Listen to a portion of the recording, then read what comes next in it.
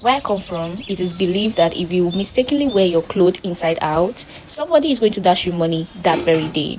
And so this morning I woke up not even realizing I had worn my clothes inside out.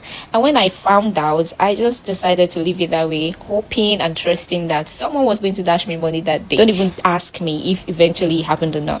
But honestly, there was a time I had this experience and I was like, okay, let's see if it's gonna work.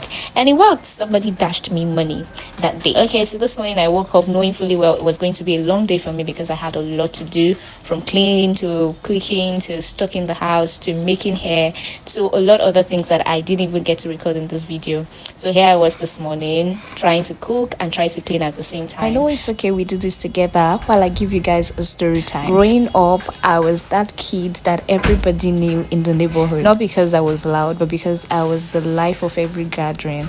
I was always there and I had beautiful eyes and I was so petite that everybody always called me Small. You know how smallies can be, right? So that was the kind of child I was. And one more thing, I was not exactly a good liar. The moment you threaten to get us flogged for whatever crime any of the kids in the neighborhood commit, I'm just going to tell you who exactly committed that crime, because I was so scared of being flogged. Oh, I got bullied several times because of this by the other kids, but trust me, I never bent to their threats. Boreholes and wells were not a thing at this time. Wells particularly because many of the families in this area were Christians and borehole wasn't workable because this was something that was way beyond the income strength of this family. So we all depended on the streams in the area. There were like about 3 streams, and the volume of people resident in this area was so much that at times you get to the stream and you will have to queue up, sometimes on ending. You end up getting late to school, you end up cooking late at night because it took a while before it got to your turn. Not only will it get to your turn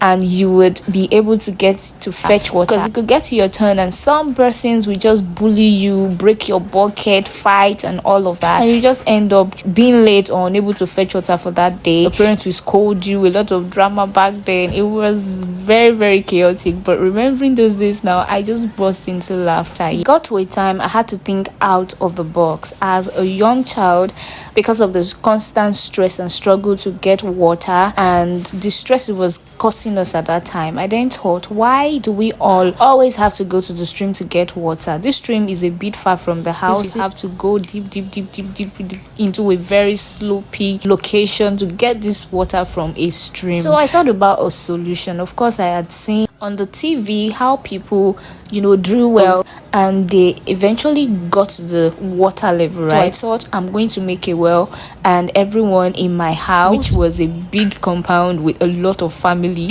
a lot more children, be able to fetch from that stream or from the well. So I began to dig a hole.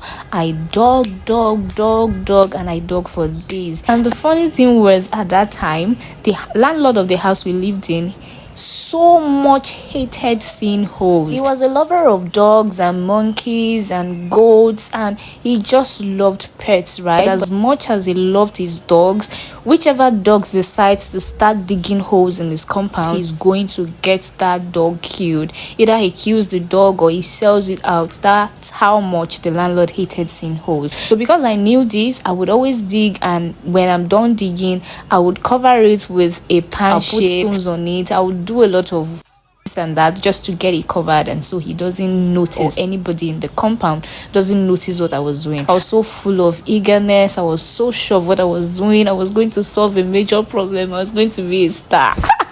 Until one day, this landlord spotted that place I had been digging and he went mad. Because at this point, the hole was a bit deep and it was certain that a dog could not have dug that hole. Not only was a whole dog, it was being covered. Somebody dug this hole and somebody was trying to cover it up. So the landlord called a meeting, requesting that all the children in the compound assemble in his living room with immediate effect. Of course, we all did assemble, but because my guilty conscience was not allowing me rest, I was the last person to step into the living room. But do you know what? The moment I stepped into the living room, he was like, I know it is not you. I know it is not Titi. Titi cannot do a thing like that. That very moment, I froze.